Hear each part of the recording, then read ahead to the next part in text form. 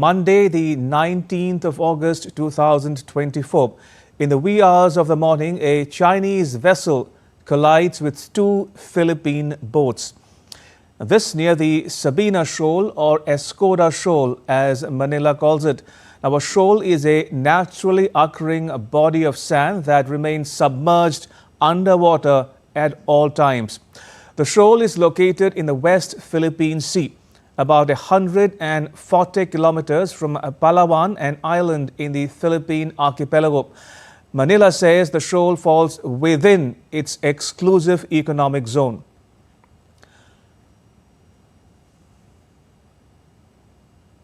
Now, Jonathan Malaya, a spokesperson of the Philippine National Security Council, says the collision caused structural damage to its boats.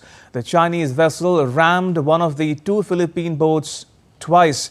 The collision gave rise to a war of words between Manila and Beijing, and it raised tensions all over again in the Indo-Pacific. Now, what is equally worrying is that such incidents are taking place with an alarming regularity in the waters near the Philippines.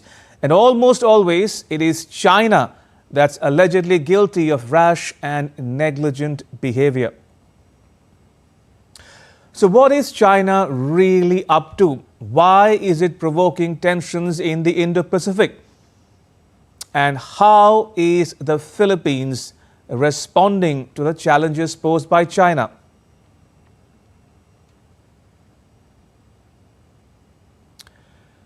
Right, so I'll attempt to give you the answers over the course of this program. But first, what I'm about to tell you is a story of an old rusty ship of World War II vintage, as much as it is about war by other means. Sun Tzu, a 6th century BCE military strategist, said all warfare is based on deception. And true to form, China has used subterfuge and deception to seize the mischief reef that's located in the exclusive economic zone of the Philippines. Now, that was in the mid-1990s. Not to be outdone, the Philippines tasked its Navy chief with a secret mission. On 9th May 1999, he was to deliberately run a ship aground without China knowing on the Ayungin Shoal, also known as the Second Thomas Shoal. The then Philippine Navy chief picked the BRP Sierra Madre for the mission.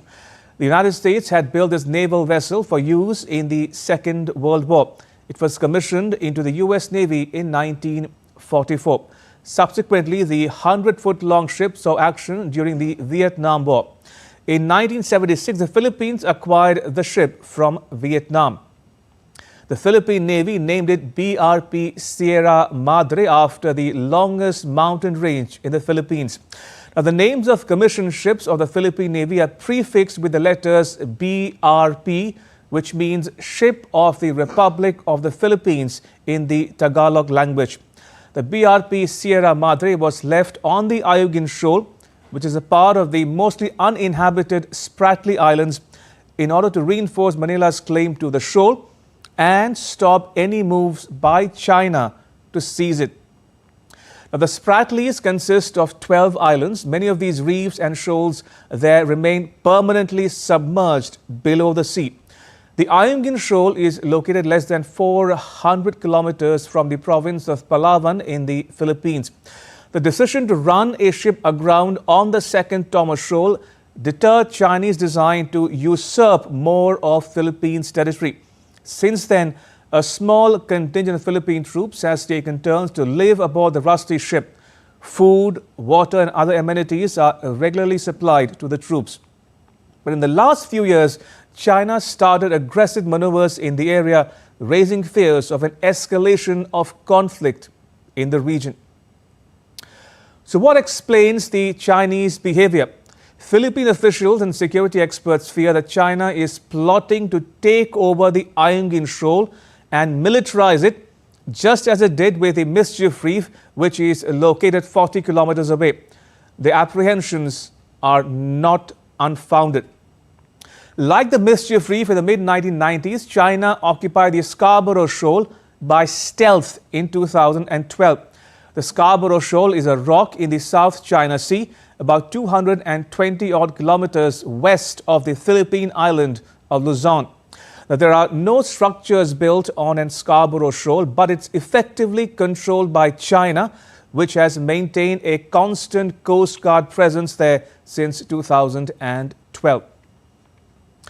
Jonathan Malaya from the Philippines National Security Council says the Second Thomas Shoal is a good site for a military base and China has the money to turn it into one. So that's why China wanted it. Now, the BRP Sierra Madre has been at the center of at least 8 maritime confrontations in the past 18 months alone. In one such confrontation at sea, China's largest Coast Guard vessel anchored in Manila's exclusive economic zone. The 165-meter so-called monster ship entered Manila's EEZ in the first week of July. In another confrontation, a Philippine sailor lost a finger after being rammed by a Chinese ship. A footage of the incident released by the Philippines military showed Chinese Coast Guard personnel brandishing an axe and other bladed or pointed tools at the Philippine soldiers and slashing their rubber boat. Now, similar confrontations have taken place in the past too. For instance, 30th April 2024, the Philippines accuses China's Coast Guard of harassment and damaging 2 of its boats. 24th March 2024, China's Coast Guard uses water cannon on a Philippine ship that was carrying out a resupply mission for its troops. The ship was damaged and its crew was injured. In February 2023, the Philippines accuses China's Coast Guard of directing a military-grade laser at one of its ships. On 22nd July 2024, China and the Philippines reached an agreement that was limited in its scope. The pact allows for Philippine resupply missions to its soldiers aboard this grounded ship. What does the agreement say? Well, neither Beijing nor Manila have released a text of the agreement so far. Consequently, differences sprang up just as quickly as the agreement was announced. What is clear, though, is this, that both sides continue to hold on to their respective territorial claims. Manila says the pact will not prejudice its national position. So why is it called a provisional arrangement? Well, the Philippines will only say that what the two sides agreed to is really a common understanding. When and how this understanding would be implemented is not certain. Manila says it remains ready to implement it and urges Beijing to do the same. For its part, the Chinese Foreign Ministry calls it a temporary arrangement, implying thereby that it is only an interim deal. A Chinese Foreign Ministry spokesperson says the move reflected Beijing's goodwill or magnanimity. But a U.S. diplomat, DanKritenbrink, had this to say about the pact. He says, "I think the key now from our vantage will be to ensure that it is implemented, number one, and number two, that China ceases its provocative and destabilizing activities around Second Thomas Shoal that we've seen in recent weeks." But differences persist. One, China wants the Philippines to tow away the grounded warship. And two, China says it will not accept the Philippines shipping large amounts of building materials to the shoal. Now, this is what the Chinese Foreign Ministry said in a statement.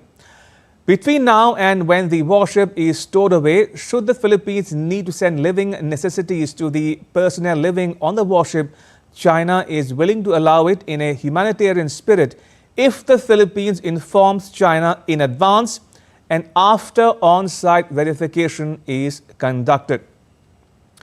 Now, for its part, the Philippines says it will not submit to inspections from China. Philippine National Security Advisor Eduardo Ano says the arrangement does not include agreeing to Chinese vessels conducting on-site inspections. The Philippines is also against informing China in advance about its resupply missions. Now, U.S. National Security Advisor Jake Sullivan says the U.S. will do what is necessary to see that the Philippines is able to resupply the ship. He told the Aspen Security Forum conference in the U.S. state of Colorado on 19th July that the U.S. has made clear to China that a mutual defense treaty between the U.S. and the Philippines applies to the BRP Sierra Madre ship as well. to consult very closely with the Philippines because these are decisions they should lead on. How to most effectively reprovision this ship so that the sailors on board have the food and water and other provisions they need to continue to fulfill their mission. And we will do what is necessary with the Philippines to see to it that that happens. The Philippines is in no mood to relent. President Ferdinand Marcos Junior said in his annual State of the Nation address on 22nd July that his country cannot yield or waver. We continuously try to find ways to de-escalate tensions in contested areas with our counterparts, without compromising our position and our principles. I know that our neighbors too are doing their best to make this work. The Philippines cannot yield. The Philippines cannot waver. Now, China claims nearly all of the South China Sea, including territories in the exclusive economic zones of the Philippines, Vietnam, Malaysia, and Brunei. In 2016, the Permanent Court of Arbitration in The Hague ruled that most of China's claims in the area were illegal, a decision that Beijing has rejected. Manila says that in April 2024, its scientists discovered crushed corals on the Escoda or Sabina shoal. It fears that China plans to build an artificial island there, much like it did elsewhere in the area, and gobble up more territory falling in the EEZ of the Philippines by forcing Manila out from the Second Thomas shoal, where the Sierra Madre is grounded, and pushing further eastwards towards the Escoda or Sabina shoal. Now the question is, will Manila's unorthodox tactic of grounding the BRP Sierra Madre spawn similar maneuvers by other ASEAN countries against China? Will it spur Vietnam, Malaysia or Brunei to call Beijing's bluff? As they say, watch this space. All right, so that was all about the latest maritime tensions between the Philippines and China. And now to our weekly poll where you, the viewer, get to have your say. We're asking, like the Philippines, do you think more ASEAN countries should stand up to China? Yes or no? What do you think? I repeat, like the Philippines, do you think more ASEAN countries should stand up to China? Yes or no? Tell us what you think. You can post your replies on our social media accounts on Facebook, X and Instagram. We'd love to hear from you.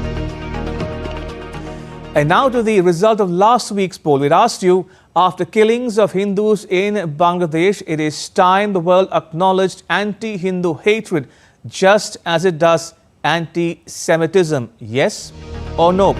68% said yes, 32% said no. So that's 68 versus 32. Thank you for letting us know what you think. We appreciate it.